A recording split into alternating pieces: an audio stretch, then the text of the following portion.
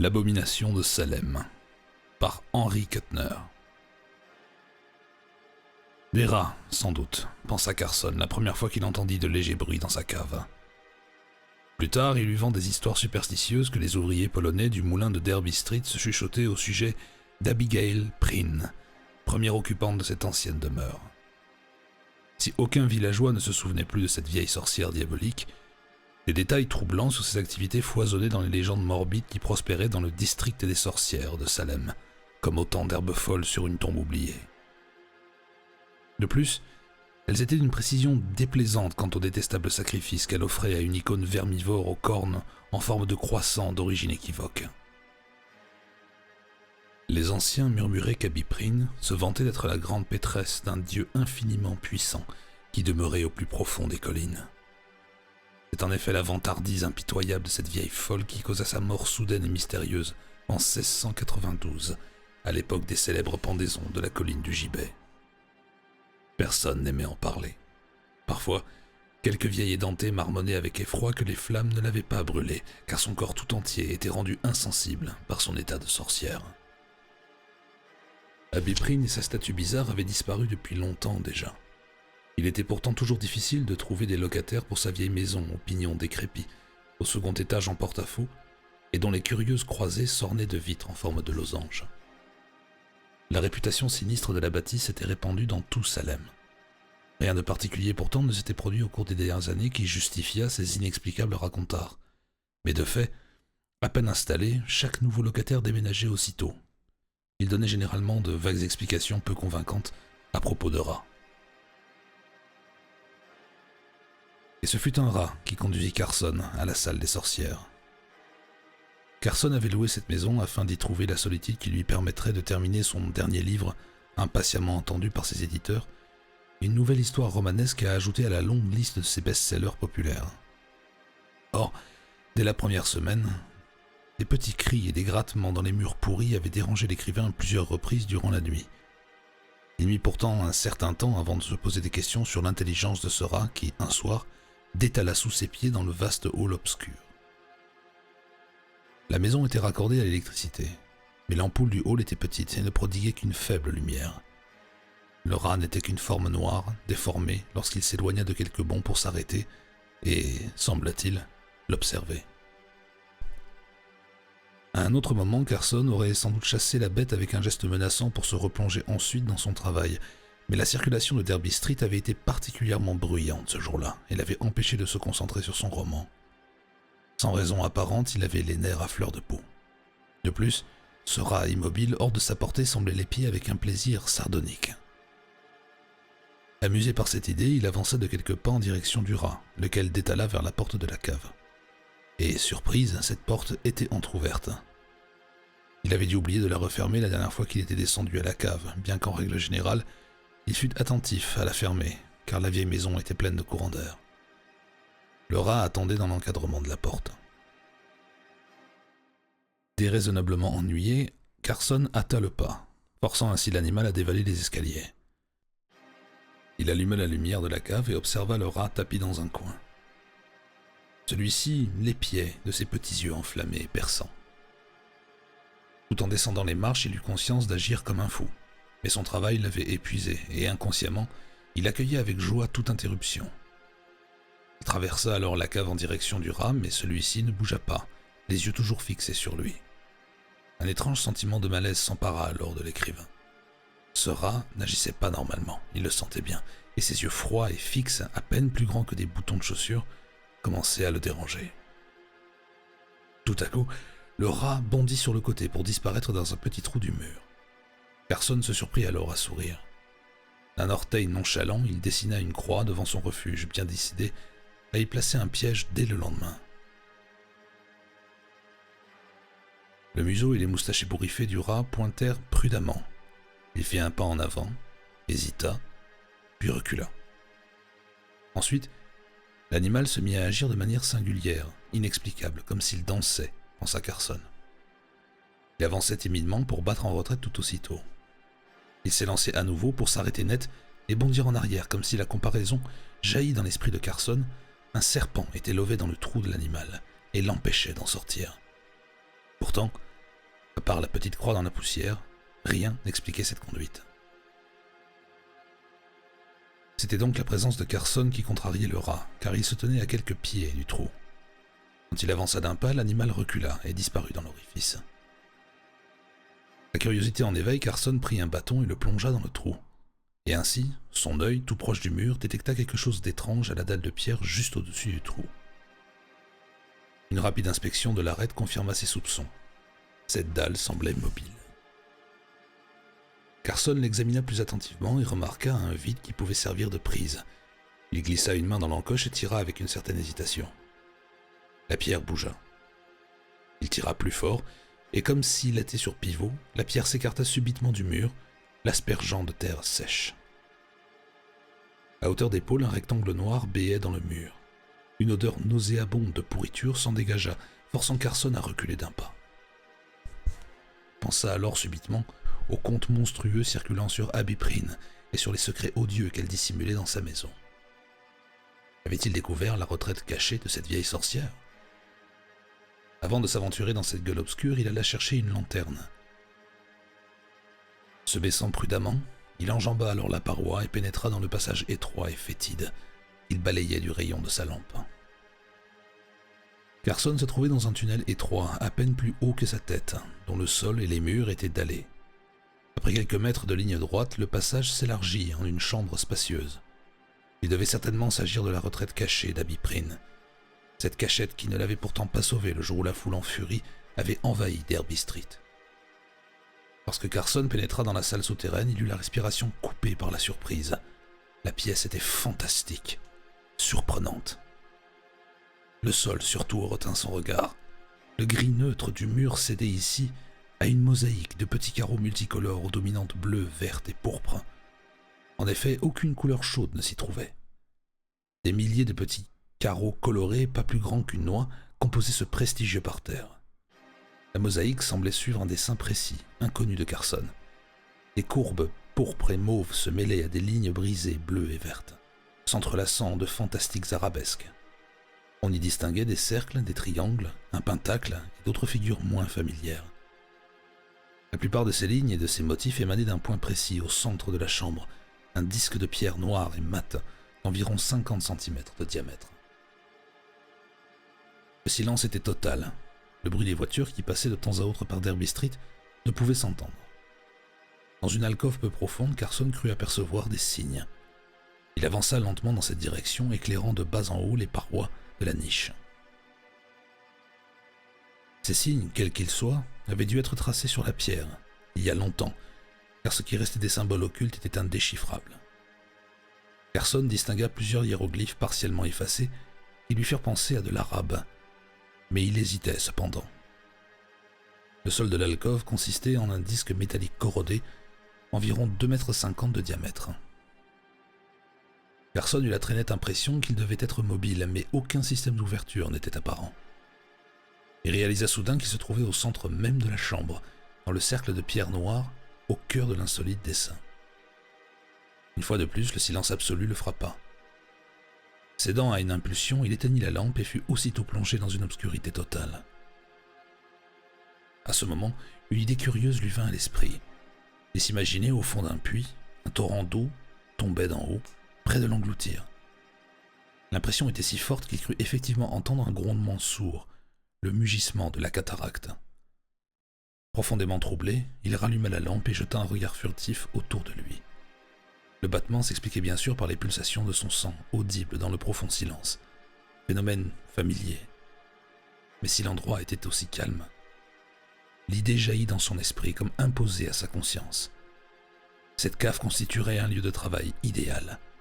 Il n'était pas difficile d'y installer l'électricité, de descendre une table, une chaise et si nécessaire, un ventilateur électrique, bien que l'odeur de moisi du début sembla avoir complètement disparu. Il pénétra à nouveau dans les 3 passages et lorsqu'il quitta la cave, ses muscles se détendirent de façon inexplicable. Il n'avait pas réalisé qu'il s'était contracté et imputa cette tension à la nervosité. Une fois à l'étage, il se fit un café bien noir et écrivit à son propriétaire, à Boston, pour lui faire part de sa découverte. Le visiteur observa attentivement le vestibule après que Carson eut ouvert la porte et hocha la tête de satisfaction. C'était un homme grand et maigre, aux sourcils gris d'acier, cachant des yeux perçants. Son visage décharné, aux traits accusés, n'avait pas une ride. « C'est à propos de la salle des sorcières, je suppose ?» demanda Carson de mauvaise humeur.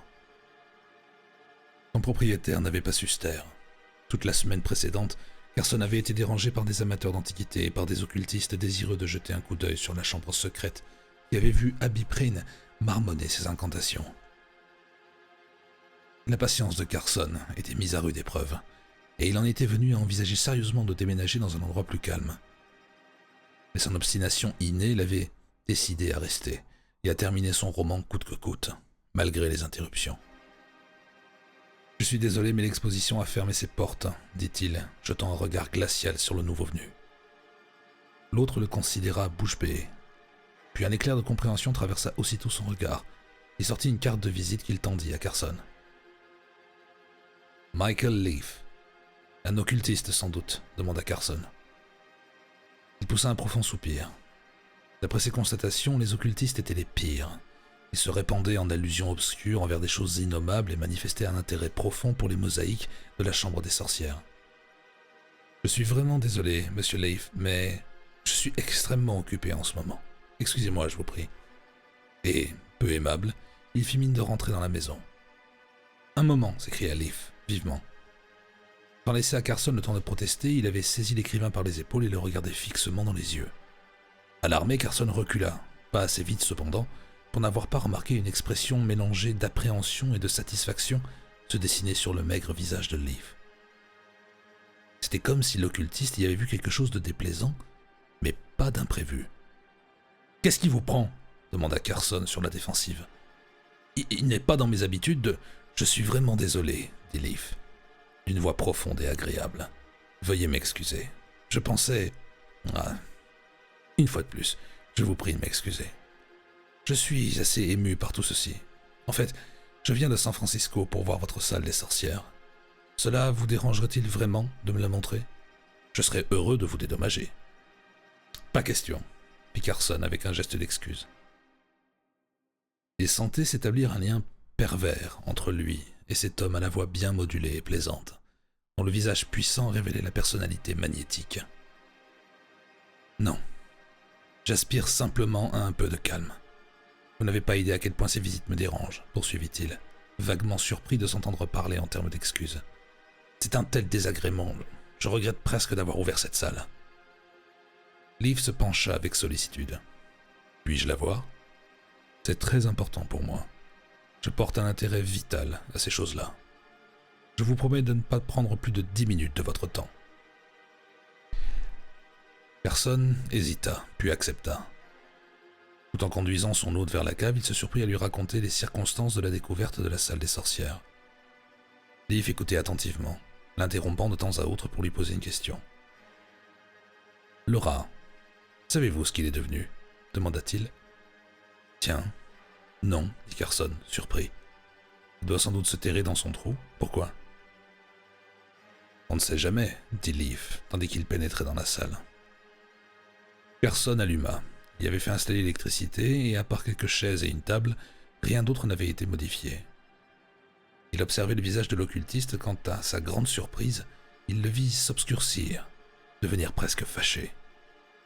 En 2 pas, Leaf atteignit le centre de la pièce. Il indiqua la chaise qui se trouvait posée sur le cercle de pierre noire. « C'est ici que vous travaillez ?» demanda-t-il lentement. « Oui, c'est calme. Je ne pouvais plus travailler en haut, trop de bruit. Ici, par contre, c'est l'idéal. Dieu sait pourquoi j'écris facilement ici. Mon esprit se sent libre, c'est-à-dire dissocié de tout. C'est un sentiment peu banal. » Leaf acquiesça, comme si les paroles de Carson venaient confirmer ses convictions. Il se tourna alors vers l'alcôve et le disque de métal imbriqué dans le sol. Carson le suivit. L'occultiste s'approcha du mur et passa un index décharné sur les symboles effacés. Il marmonna quelque chose qui n'avait aucun sens pour Carson.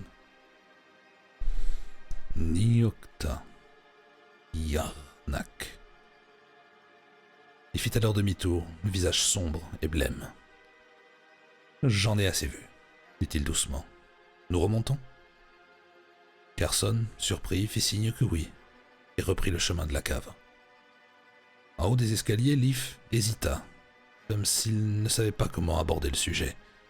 Il finit cependant par demander « Monsieur Carson, cela vous dérangerait-il de me dire si vous avez eu d'étranges songes ces derniers temps ?»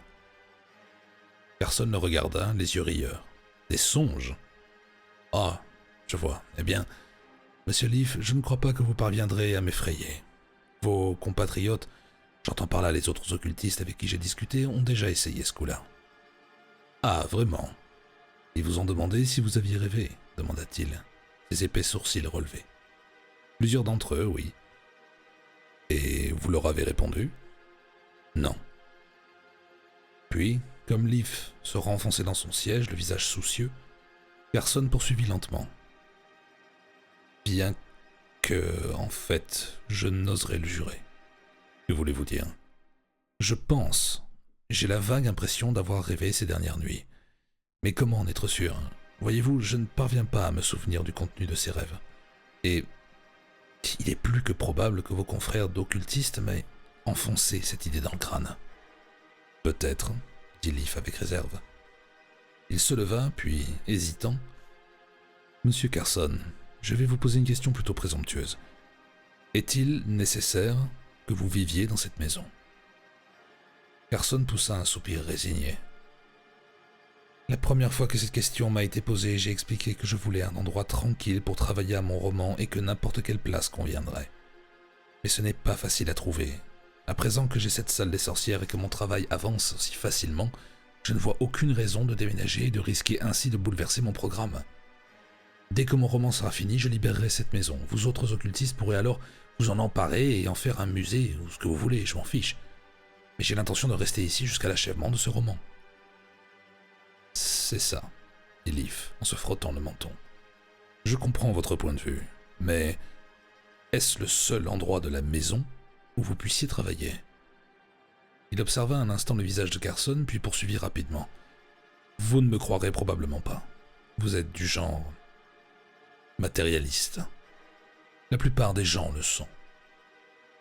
Un petit nombre d'entre nous savent cependant que, au-delà et au-dessus de ce que les hommes appellent la science, existe une science supérieure, fondée sur des lois et des principes qui seraient incompréhensibles à l'homme de la rue.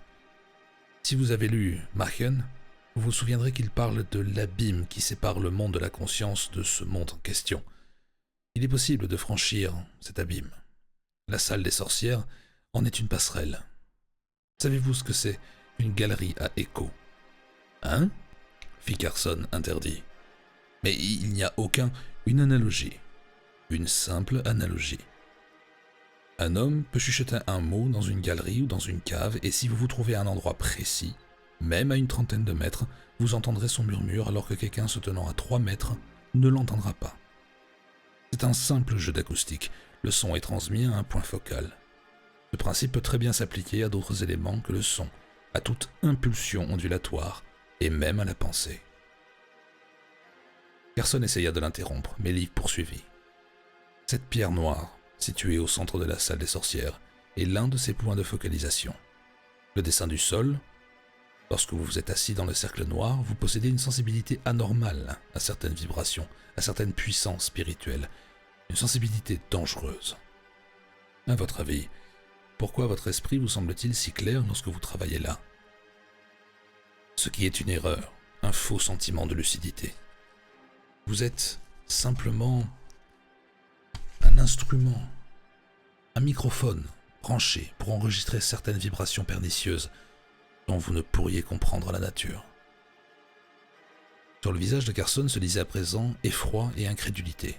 « Mais vous ne voulez pas dire que vous croyez vraiment ?» Leaf se redressa. Ses yeux perdirent toute intensité et redevinrent mornes et impersonnels. « Très bien. Mais j'ai étudié l'histoire de votre Abigail Prynne. Elle aussi comprenait la superscience dont je vous parle. Elle l'employait dans des buts diaboliques. La magie noire, comme on l'appelle. J'ai lu qu'elle a maudit Salem jadis, et la malédiction d'une sorcière peut être redoutable. Voulez-vous... » Il se leva, se mordillant les lèvres. Voulez-vous au moins me permettre de vous appeler demain ?» Carson acquiesça, presque sans le vouloir. « Je crains fort cependant que vous ne perdiez votre temps, » répondit-il. « Je ne crois pas... C'est-à-dire, je n'ai pas... » Il s'arrêta en bredouillant sans trouver les mots. « Je désire simplement m'assurer que vous... ou autre chose. Si vous rêvez cette nuit, essayez de vous en souvenir. Si vous vous appliquez à reconstituer le rêve à votre réveil, il est fort probable que vous y parviendrez. » « D'accord. Si je rêve. » Carson rêva cette nuit-là. Il s'éveilla juste avant l'aube, habité par un curieux sentiment de malaise. Son cœur battait à tout rompre. Il entendait les galopades furtives de rats dans les murs et en bas. D'un bond, il fut debout, grelottant dans la froide grisaille du jour naissant. La lune pâle s'effaçait doucement dans le ciel nouveau. C'est alors qu'il se souvint des paroles de Leaf. Il avait rêvé, pas de doute. Quant au contenu de ce songe, c'était un autre problème. Il avait beau essayer, impossible de se rappeler. Il lui restait simplement une très vague impression de course effrénée dans l'obscurité. Il s'habilla rapidement et, énervé par le calme trop parfait de la vieille demeure, sortit acheter un journal. Mais à cette heure matinale, les magasins étaient encore fermés. Il se mit alors à la recherche d'un camelot. Tout en marchant, un sentiment inexplicable l'envahit, un sentiment de familiarité. Il avait déjà parcouru ce chemin. Le profil des maisons, la ligne des toits lui étaient familiers. Pourtant, et c'était là que résidait le mystère, il n'avait pas souvenance d'avoir jamais parcouru cette rue. Paresseux de nature, il ne s'était jamais promené dans ce quartier de Salem. Impossible cependant de se débarrasser de cet extraordinaire sentiment de réminiscence, qui allait croissant au fur et à mesure de sa promenade. Il atteignit un coin et, sans penser, tourna à gauche. L'étrange sensation grandit encore. Il poursuivit lentement sa marche pensif. C'était certain, il avait suivi cette route auparavant. Très probablement l'avait-il même parcouru plongé dans de profondes rêveries, de sorte qu'il n'avait pas été conscient de son trajet. C'était là l'explication, pas de doute. Lorsqu'il prit Charter Street, un sentiment déplaisant de malaise s'agita en lui. Salem s'éveillait. Avec le jour, d'impassibles travailleurs polonais le dépassèrent en hâte pour se rendre à l'usine. De temps à autre, une auto rompait le calme du matin. Devant lui, une foule compacte s'était rassemblée sur le trottoir. Il hâta le pas, conscient d'une catastrophe imminente. Avec un choc, il constata qu'il était arrivé à hauteur du cimetière de Charter Street, l'ancien rendez-vous des morts, à l'odieuse renommée. Il se fraya un chemin aussitôt à travers la foule. Des commentaires chuchotés arrivèrent jusqu'à lui. Un dos bleu et massif s'interposa soudain. Il regarda par-dessus les épaules du policier et le spectacle horrible lui coupa la respiration. Un homme était appuyé contre la grille du vieux cimetière. Il portait un costume bon marché, de mauvais goût, et étreignait les barreaux rouillés dans une crispation telle que les muscles ressortaient sur le dos poilu de ses mains. L'homme était mort, et sur son visage, levé vers le ciel à un angle fou, s'était figée une expression d'horreur indicible. Ses prunelles blanches étaient convulsées en un mouvement hideux. Sa bouche s'était figée en un rictus amer. Un homme à côté de Carson tourna vers lui un visage blême. « Dirait qu'il crevait de peur », dit-il d'une voix rauque. « Je voudrais pour rien au monde voir ce qu'il a vu. Pff, quel visage !» Carson recula machinalement d'un pas, glacé par un frisson incoercible. Il se frottait les yeux, mais la vision de cette face morte et tordue refusait de le quitter. Secoué et tremblant légèrement, il revint sur ses pas. Son regard glissa involontairement sur les pierres tombales et les caveaux éparpillés du vieux cimetière. Personne n'y avait été enterré depuis plus d'un siècle, et les tombes recouvertes de lichen, avec leurs chérubins joufflus et leurs urnes funéraires, semblaient exhaler d'antiques miasmes. Qu'est-ce qui avait pu faire mourir cet homme de peur ? Carson respira profondément. D'accord, ce cadavre constituait un horrible spectacle, mais de là à tolérer qu'il ébranlât tant ses nerfs, il ne pouvait à aucun prix. Son roman en souffrirait. De plus, se disait-il sombrement, cette affaire ne nécessitait aucune explication. La victime était apparemment polonaise, appartenant à ce groupe d'émigrés qui demeure près du port. En longeant cette nuit le cimetière, endroit sur lequel d'affreuses légendes circulaient depuis plus de 300 ans, ses yeux abusés par la boisson avaient dû voir des fantômes n'existant que dans son esprit superstitieux. Ces Polonais étaient d'ailleurs réputés peu stables sur le plan émotionnel, sujets à l'hystérie collective et doués d'une imagination prolifique. Ainsi, la fameuse panique des immigrés de 1853, où 3 maisons de sorcières avaient été complètement brûlées, était née de l'affirmation confuse et hystérique d'une vieille femme qui prétendait avoir vu un étranger habillé de blanc enlever son visage. Que pouvait-on attendre d'autre de tels gens, pensa Carson. Cependant, il ne parvint pas à retrouver son calme et ne rentra chez lui que peu avant midi. Lorsqu'à son retour il trouva Liv qui l'attendait, il fut content de le voir et l'invita cordialement à entrer. Liv était grave. « Avez-vous entendu la dernière de votre amie, Abigail Prynne ?» demanda-t-il sans préambule. Carson, qui s'apprêtait à verser de l'eau gazéifiée dans un verre, s'arrêta net. Après un long moment, il pressa le levier et fit gicler le liquide dans le whisky. Il tendit le verre à Liv, en prit un pour lui, sec, avant de répondre à la question. « J'ignore de quoi vous parlez. A-t-elle... Que lui reproche-t-on » s'enquit-il d'un air faussement dégagé. « J'ai consulté les archives, » dit Liv, et découvert qu'Abigail Prynne a été enterrée le 14 décembre 1690 dans le cimetière de Charter Street, un pieu planté dans le cœur. « Mais qu'y a-t-il ?»« Rien, » dit Carson d'une voix blanche. « Eh bien, on a ouvert et saccagé sa tombe, c'est tout. Le pieu a été arraché, on l'a retrouvé à proximité. Il y avait des traces de pas tout autour de la fosse, des traces de souliers. Avez-vous rêvé la nuit dernière, Carson ?» Liv avait décoché cette question à brûle-pourpoint et ses yeux gris fixaient l'écrivain avec dureté. « Je ne sais pas, » répondit Carson, confus, en se frottant le front. « Je ne me souviens de rien. Je me suis rendu au cimetière de Charter Street ce matin. » « Oh, dans ce cas, vous avez sûrement entendu parler de l'homme qui... Je l'ai vu, » interrompit Carson en frissonnant. Cela m'a bouleversé. Il avala son whisky d'un trait. Liv l'observait. « Bien, » fit-il. « Êtes-vous toujours décidé à rester dans cette maison ?» Carson déposa son verre et se leva. « Pourquoi pas ?» rétorqua-t-il.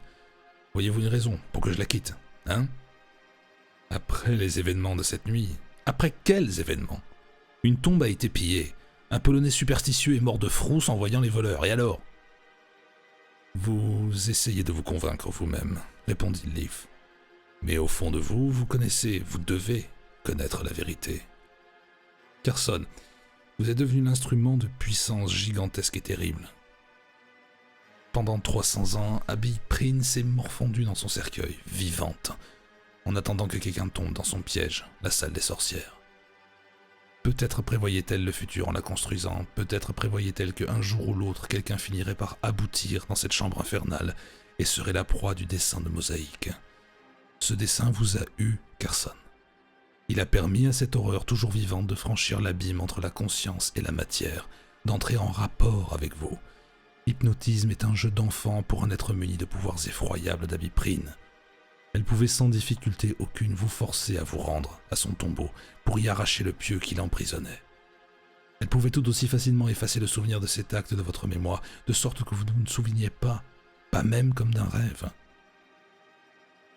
Carson s'était levé. Une étrange lueur brillait au fond de ses yeux. « Pour l'amour de Dieu, mon vieux, savez-vous ce que vous dites ? » ?»« De Dieu » s'écria Liv dans un rire perçant. « Du diable, plutôt. Le diable qui menace Salem en ce moment. » Oui, Salem court un danger, un terrible danger. Les hommes, les femmes, les enfants de la ville, maudits par Abby Prynne lorsqu'ils la lièrent à un pieu, et comprirent qu'ils ne pouvaient pas la brûler. J'ai parcouru des archives secrètes ce matin et je suis venu vous demander, pour la dernière fois, de quitter cette maison. Avez-vous terminé ? S'enquit froidement Carson. Très bien. Je veux rester ici. Vous êtes soit fou, soit ivre, mais vous n'arriverez pas à m'impressionner avec vos discours. Partiriez-vous si je vous offrais 1000 $? Non plus, alors 10 000. Je dispose de fonds considérables. Non, au diable, rugit Carson, soudain furieux. Tout ce que je veux, c'est un peu de paix pour terminer mon roman. Je ne parviens pas à travailler, nulle part ailleurs. Je n'ai pas envie de... Je veux... Je m'attendais à cela, reprit Liv soudain calme, la voix empreinte d'une curieuse note de sympathie. Vous ne pouvez pas partir d'ici, mon vieux. Vous êtes pris au piège, et il est trop tard pour vous en sortir. Aussi longtemps que le cerveau d'Abby Prynne vous contrôle par la salle de sorcière. Le pire, c'est qu'elle ne peut se manifester qu'avec votre aide. Elle draine vos forces vitales, Carson. Elle se nourrit de vous comme un vampire. Vous êtes fou, dit Carson à bout. J'ai peur. Le disque de métal dans la salle des sorcières. J'ai peur de lui et de ce qu'il recouvre. Abby Prynne adorait d'étranges divinités, Carson. Et ce que j'ai lu sur le mur de cette alcôve est un avertissement. Avez-vous jamais entendu parler de Niotka? Carson secoua la tête impatiemment. Les fouilla dans une poche et en retira le chiffon de papier. J'ai copié ceci d'un livre de la bibliothèque Kester, un livre appelé Necronomicon. Il a été écrit par un homme qui fouillait si profondément dans les secrets défendus que les autres le disaient faux. Tenez, lisez ceci. Carson lut l'extrait, les sourcils froncés. Pour les hommes, il est le prince des ténèbres, ce frère des anciens, appelé Nyokta, la chose qui ne devrait pas être. Il peut être appelé à la surface de la terre par des crevasses et des cavernes secrètes, et des sorciers l'ont vu en Syrie, ainsi que sous la tour noire de Leng. Des grottes Tang de Tartarie. Il a répandu la terreur, apportant mort et destruction parmi les tentes du grand Khan. Seule la croix potencée, l'incantation de Vache Virage et l'élixir de Tikkun peuvent le repousser dans les antres ténébreux d'infamie voilée où il demeure. Liv fixa calmement les yeux embarrassés de Carson. Vous comprenez, à présent? Des incantations et des élixirs, s'exclama Carson en lui rendant le papier. La bonne blague! Au contraire, les occultistes et les initiés connaissent cette incantation et cet élixir depuis des milliers d'années. Moi-même, j'ai déjà eu l'occasion de les utiliser par le passé, en certaines circonstances. Et si je ne me trompe à ce sujet, il se tourna vers la porte, les lèvres pincées en une ligne blême. De telles manifestations ont pu être mises en échec jadis. Le problème consiste à obtenir l'élixir. C'est très difficile à trouver. Mais j'espère... Je reviens tout de suite. Pouvez-vous me jurer de ne pas aller à la salle des sorcières avant mon retour? Je ne promets rien, dit Carson. Au revoir. Un mal de tête sourd l'oppressait, qui ne cessait de grandir depuis qu'il avait envahi sa conscience. Il éprouvait de légères nausées. Il reconduisit Liv à la porte et attendit sur les marches du perron. Il lui répugnait de rentrer à l'intérieur, tandis qu'il regardait l'occultiste descendre en toute hâte la rue. Une femme sortit de la maison voisine. Elle l'aperçut, s'arrêta, interdite, puis se répandit soudain en une tirade aiguë et furieuse. Carson se tourna vers elle et la regarda, étonné. Ses élancements rendaient sa migraine insupportable. La femme approchait, le menaçant de son poing grassouillet. « Pourquoi est-ce que vous faites peur à ma Sarah » cria-t-elle, la figure rouge de colère. « Pourquoi est-ce que vous lui faites peur avec vos bêtes trucs, hein ?» Personne s'humecta les lèvres. « Je suis désolé, dit-il lentement. Tout à fait désolé. Je n'ai pas effrayé votre Sarah. J'ai été absent toute la journée. De quoi a-t-elle eu peur ? Cette chose brune, elle courait dans votre maison, m'a dit Sarah. La femme s'arrêta, pantelante. Ses prunelles s'agrandirent. De la main droite, elle fit un geste singulier, l'index et l'annulaire pointés vers Carson. Le pouce passait au-dessus des autres doigts.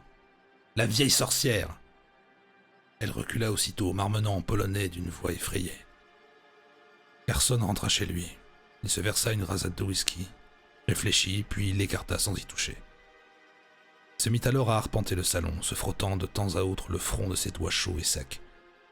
De vagues et confuses idées se bousculaient dans son esprit.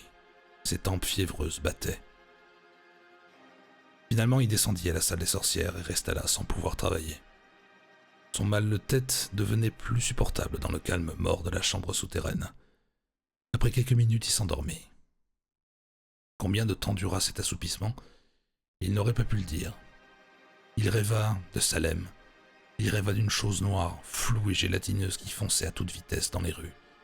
Cette gigantesque amibe d'un noir de jet engloutissait sur son passage hommes, femmes qui tentaient de s'enfuir en criant.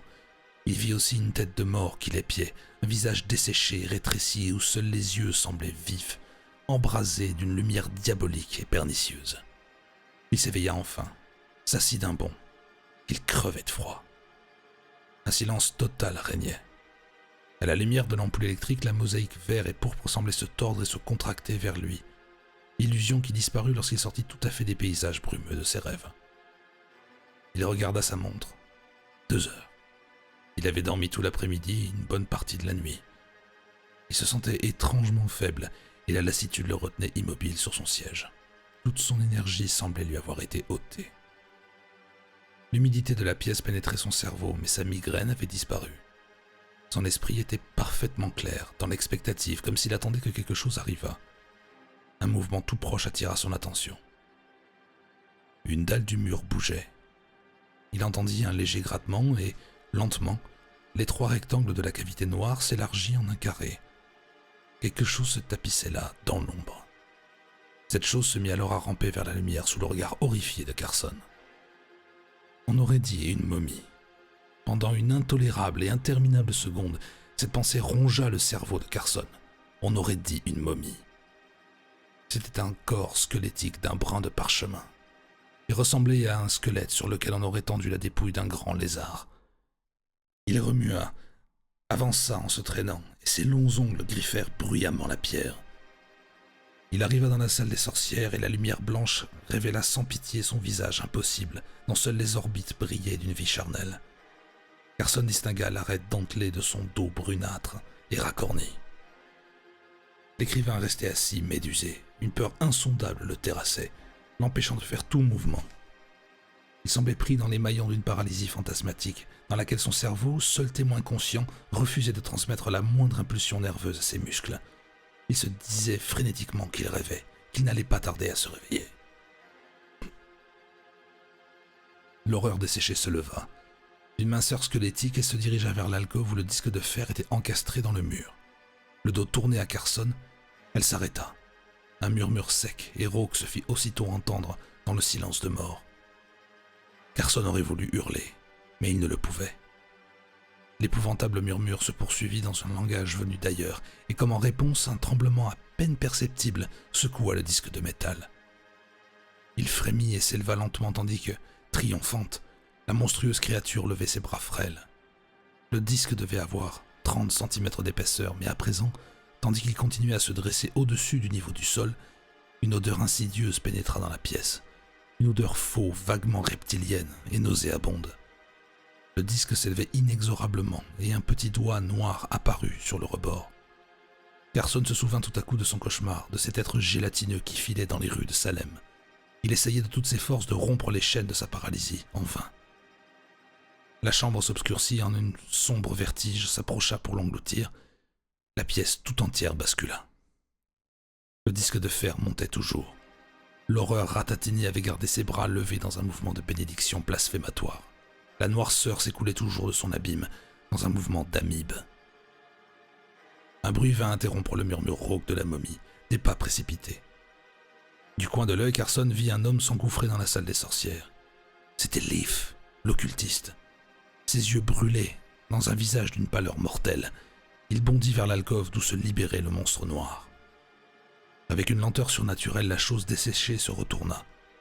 Leaf tenait une crux ansata d'or et d'ivoire dans la main gauche. Sa main droite pendait sur le côté. Sa voix déferla dans la pièce, grondante et autoritaire. De petites gouttes de transpiration perlaient sur son visage blême. « Yana kadishtu nilgri, stelbsnak na niokta, kiarnak vtelegor. »